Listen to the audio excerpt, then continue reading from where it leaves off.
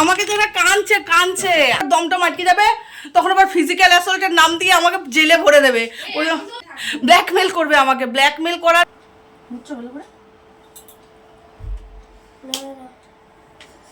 ঠাকুর মাকুর ওরকমই করে থাকবে, চুলটা ভিজাই দিছে।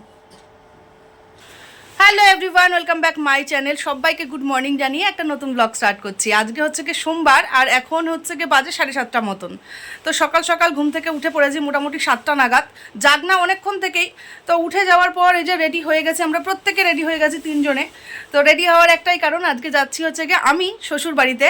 অনেক দিন হয়নি, মোটামুটি 1.5 মাস, তাই না, 1.5-2 মাস এরকমই হবে। তো কেন যাচ্ছি বলো তো, ছেলের হচ্ছে উইন্টার ভ্যাকেশন পড়ে গেছে। তো ওই জন্যই এখানে ফালতু থেকে কি করব, ছুটিটাও আছে, আর হচ্ছে গিয়ে আমার বাড়িতে একটা এমনিতেও দরকার আছে। ওই জন্য বলছি না রেডি হয়ে যাই। তাও হচ্ছে শনি রবিবার যাওয়ার কথা ছিল, শনি রবিবার যেতে পারিনি ওই বোনের বিয়ের জন্য। বোনের বিয়ে শুক্রবার হলো, শনিবার একটু পেট গড়বড় ছিল। তো আমি বিয়ের একটা ভিডিও এখনও পর্যন্ত দিতে পারিনি, ওটা ছাড়তে একটু প্রবলেম হচ্ছে। আর শ্বশুর বাড়িতে যাচ্ছি, ওখানে তো নেটওয়ার্ক পাবেই না, মানে আমি ভিডিও যে কখন কোথায় কিভাবে আসবে আমি বুঝতে পারছি না। আর ভিডিও ছাড়ার জন্য আমাকে যে কোথায় গিয়ে বসে থাকতে হবে। ওর হ্যাঁ ওটা তো বলাই হয়নি, আমার ছেলে আমাকে ইয়াদ করাই দিচ্ছে। কালকে আমার ছেলের ছিল ডান্সের ভিডিও শ্যুট।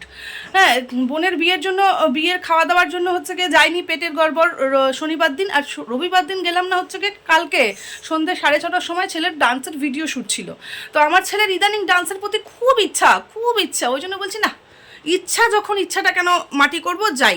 তো এই যে দেখো সব টাং টোপলাই যে এখানে দেখো রেডি করে ফেলেছি। আর এখানটায় হচ্ছে গিয়ে জিনিসপত্র, মানে ক্রিম, উইন্টারের ক্রিম টিম তো একটু লাগবেই। তার মধ্যে সব থেকে ইম্পর্টেন্ট জিনিস হচ্ছে গিয়ে খাবার। ওরে ভাই, কালকে পরশুদিন থেকে না, যেদিন বোনের বিয়ে ছিল শুক্রবার বউ ভাত, ওই দিন থেকেই না পিজুষের খুব শরীর খারাপ, জ্বর। তো পিজুষ খাওয়া দাওয়া সেভাবে করতে পারছে না। তো ছেলের আবার 2 দিন থেকে চিকেন খাওয়ার ভীষণ ইচ্ছা। তো চিকেন করেছি, রাতেরবেলা করেছিলাম কুলচা, দুপুরের ভাত ছিল, ওই রকমই সব পড়ে রয়েছে। আমি খালি খেয়েছি আর ছেলে খেয়েছে, পিজুষেরটা রয়েই গেছে। তো ভাতটা তো সকাল এত সকাল খেতে পারবো না, ভাত কেন কিছুই খেতে পারবো না। তো ভাতটা বলছি কুকুরকে দিয়ে যাই, অল্পই ছিল, খুব একটা ছিল না। আর কুলচা আর একটু চিকেন ছিল, যেটা এই যে ভরে নিয়েছি। গিয়ে ও বাড়িতে গেলে পরে আমাদের সব খাবার উঠে যাবে, এত ফ্যামিলি মেম্বার, বুঝতেই পারছো। তো ওই জন্য এখন তো অনেকটা লেট হয়ে গেল। পিটুষ বলছে তাড়াতাড়ি রেডি হও, আমি টোটো ডেকে নিয়ে আসি। আর ঘর ধরের অবস্থা দেখছো, খাওয়া দাওয়া করছি, এখানে জমাচ্ছি, গোটা ঘর নোংরা। তো আমি বলছি কি পিটুষ টোটো রাখতে যাক, ততক্ষণে আমি আর ছেলে রেডি হই আর ঘরটা একটু ঝাড় দিয়ে নিই।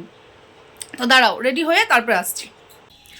তো বন্ধুরা, সব কাজ কমপ্লিট হয়ে গেছে, পিজুষ এখনও টোটো নিয়ে আসেনি। ড্রেস ফ্রেস পরে রেডি হয়ে গেছি। আর একজন হচ্ছে কি আমাকে ছাড়া এ কদিন যে কি করে থাকবে বন্ধুরা, বলে বোঝানোর নয়। কানবি না হাঁকবি না কি করবি বলতো, কিরকম মুখের উপর দরজা লাগাই দিচ্ছে।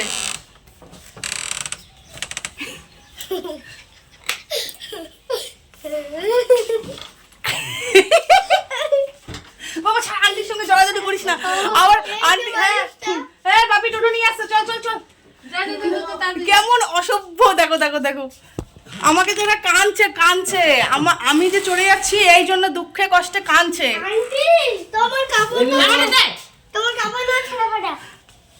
হ্যাঁ রে শঙ্কু, কান্দিস না বন্ধু, এত কাঁদছে আমাকে ছাড়া। ওর সঙ্গে আবার জড়াজড়ি করা যায় না, তো কখন আবার দমটা মাটকে যাবে, তখন আবার ফিজিক্যাল অ্যাসল্টের নাম দিয়ে আমাকে জেলে ভরে দেবে। হ্যাঁ, আমি বলি এখনো রিস্কে আছি, ভাবো। ওই ঘটনা তো তোমাদেরকে বলিনি, আমি ঘুরে আসি তারপরে বলবো। তো ওর প্রেসক্রিপশনটা এখনো ওর কাছে আছে, তো বলে 1 বছর তোকে আমি এখনো ওটা দিয়ে ভয় দেখাতে পারি। তো ওই জন্য আমি কোনো রিস্ক নেবো না। ব্ল্যাকমেল করবে আমাকে, ব্ল্যাকমেল করার জন্য একটা মহা অস্ত্র পেয়ে গেছে ও। তো এইদিকে সব কিছু আমি গুছাই নিয়েছি, পিজুষ ঝাঁটা সব কিছু নিয়ে নিয়েছি। তোমার গরম জল তুমি খাও, গরম জল খাও, গরম জল যা আছে সব কিছু খাইয়ে নাও। ও গরম জল করে গেছিল। টোটো চলে আসছে না, টোটো চলে আসছে তো। মানে এখান থেকে যাওয়ার সময় আমার একটু অসুবিধা হয়ে যায়, মানে এখান থেকে যখন শ্বশুরবাড়ি বা বাবার বাড়ি কোথাও যাই, কেন অসুবিধা হয় বলো তো, একার হাতে সব সংসারটা, তো এটা গুছাও ওটা করো সেটা করো করতে আমার একটুখানি চাপের হয়ে যায়। শ্বশুরবাড়ি থেকে যখন এখানে আসি তখন আমার সব ফেলাই ছড়াই দিয়ে চলে আসি, তো অসুবিধা হয় না। তো ওই যে তাড়াহুড়া করছে, টোটো চলে আসছে। তো চলো এখন আর কথা বলবো না, একবারে শ্বশুরবাড়িতে গিয়ে তারপর তোমাদের সঙ্গে দেখা হবে।